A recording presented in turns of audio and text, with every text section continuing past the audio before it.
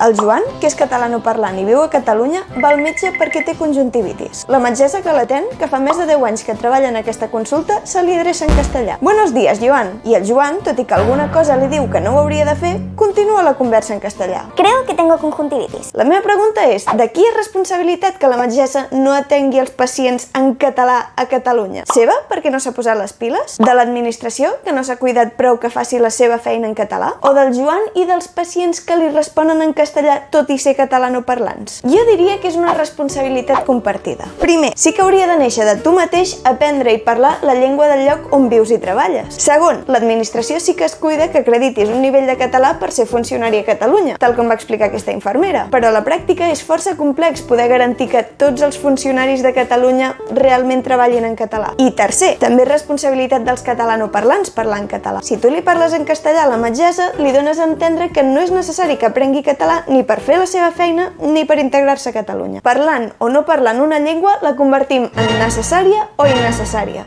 No me